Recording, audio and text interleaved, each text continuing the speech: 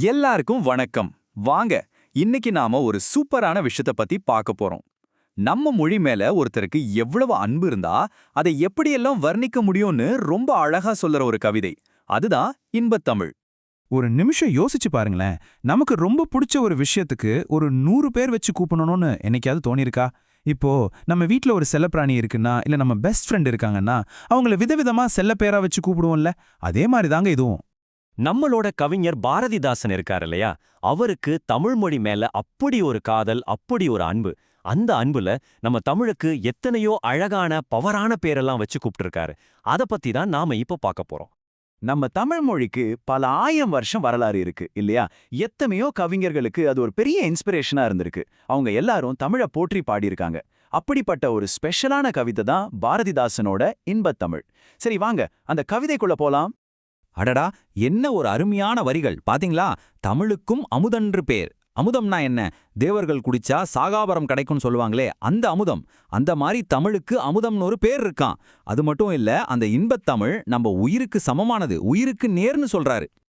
Okay, இப்போ இன்னும் கொஞ்சம் ஆழமா போலாம்.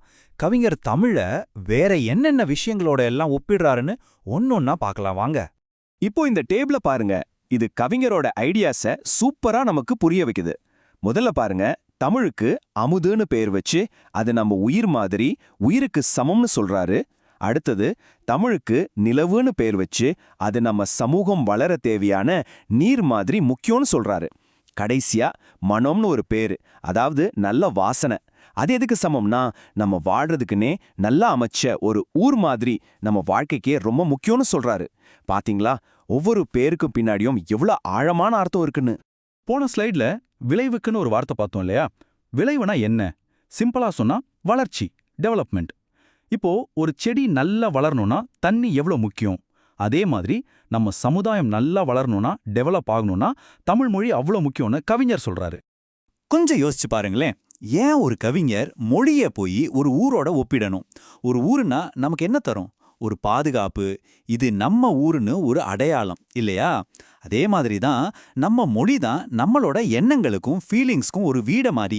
அங்கதான் நாமளா இருக்க முடியும். இப்போ அடுத்த லெவலுக்கு போலாம் வாங்க. இதுவரைக்கும் இனிமை, அழகுன்னு பார்த்தோம். இப்போ கவிஞர் தமிழுக்கு அதோட வலிமையையும் பவரையும் காட்டுற மாதிரி என்னென்ன பேர் வச்சிருக்காருன்னு பார்க்கலாம். இங்க பாருங்க, கவிஞரோட பார்வையில தமிழுக்கு 2 விதமான குணம் இருக்கு. ஒன்னு, நம்ம இளமைக்கு சக்தி கொடுக்கிற பால் மாதிரி, ஊட்டச்சத்து நிறைஞ்ச பால் மாதிரி. அதே நேரத்துல புலவர்களோட கையில அது ஒரு கூர்மையான வேல் மாதிரி, அதாவது ஒரு பவர்ஃபுல்லான ஆயுதம். அடடா, எவ்வளவு அழகான கம்பேரிசன் பாருங்க. நம்ம உயர்வுக்கு வானம் தான் லிமிட்னு சொல்லுவோம்ல, அது மாதிரி தமிழ் மொழி தான் நம்ம வளர்ச்சிக்கு எல்லையே இல்லாத வானம் மாதிரி இருக்குன்னு சொல்றாரு. அப்புறம் நாம ரொம்ப டயர்டா இருக்கும்போது தேன் குடிச்சா எப்படி ஒரு எனர்ஜி கிடைக்குமோ, அதே மாதிரி தமிழ் நம்ம சோர்வையெல்லாம் போக்கிடுமா. இந்த கடைசி வரிகளை நல்ல கவனிங்க, ரொம்ப பவர்ஃபுல்லானது. தமிழ் எங்கள் அறிவுக்கு தோள்னா, நம்ம அறிவுக்கு ஒரு சப்போர்ட்டா, ஒரு ஃப்ரெண்டு மாதிரி தோள் கொடுக்குமா. அதே சமயம் நம்ம கவிதைக்கு அது ஒரு சாதாரண வாள் இல்ல, வைரம் பாய்ந்த வாளாம். அவ்வளவு உறுதியான மதிப்புமிக்க ஒரு ஆயுதம்னு சொல்றாரு. சரி, இவ்ளோ அழகா, இவ்ளோ ஆழமா, இவ்ளோ பவர்ஃபுல்லா ஒரு கவிதையை எழுதினாரே, யாருப்பா அவரு? வாங்க அவரை பத்தி தெரிஞ்சுக்கலாம். இவர்தான் அந்த மாபெரும் கவிஞர் பாரதிதாசன். இவரை எல்லாரும் புரட்சி கவி அப்படின்னு தான் சொல்லுவாங்க. புரட்சி கவினா ரெவல்யூஷனரி போயட். ஆனா ஏன் அவருக்கு அந்த பேர் வந்தது?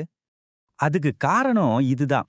அவரோட உண்மையான பேரு சுப்புரத்னம். ஆனா பாரதியார் மேல அவருக்கு இருந்த பற்றுனால தன்னோட பேரையே பாரதிதாசன், அதாவது பாரதியாரோட தாசன்னு மாத்திக்கிட்டாரு. இவர் வெறும் கவிதைகள் மட்டும் எழுதல, அந்த காலத்திலேயே பெண் கல்வி வேணும், எல்லாரும் சமம், பகுத்தறிவோட சிந்திக்கணும்னு ரொம்ப புரட்சிகரமான கருத்துக்களை தன்னோட கவிதைகள் மூலமா தைரியமா சொன்னாரு. அதனாலதான் அவரை புரட்சி கவின்னு சொல்றோம். பாவேந்தர், அதாவது கவிதைகளுக்கு அரசன்னும் கொண்டாடுறோம். ஓகே, இவ்ளோ விஷயங்கள் பார்த்தாச்சு. இதெல்லாம் நமக்கு இன்னைக்கு என்ன சொல்ல வருதுன்னு கொஞ்சம் யோசிப்போமா? இப்போ உங்களுக்கு ஒரு சின்ன வேலை. இந்த கவிதையெல்லாம் கேட்டதுக்கு அப்புறம் உங்களுக்கு ஒரு சான்ஸ் கொடுத்தா நீங்க தமிழ் மொழிக்கு என்ன புது பேர் வைப்பீங்க? பாரதிதாசன் மாதிரி நீங்களும் கொஞ்சம் யோசிச்சு ஒரு நல்ல பேரா சொல்லுங்களேன். கடைசியா இந்த ஒரு கேள்வியோட இந்த உரையாடலை முடிச்சுக்கலாம். வாள்ங்கிறது ஒரு ஆயுதம். எதுக்கு நம்ம தமிழ் மொழியை போய் அவ்வளோ சக்தி வாய்ந்த கூர்மையான ஒரு வாளோட ஒப்பிடணும்? வார்த்தைகளுக்கு அவ்வளோ சக்தி இருக்கா? நீங்களே யோசிச்சு பாருங்க.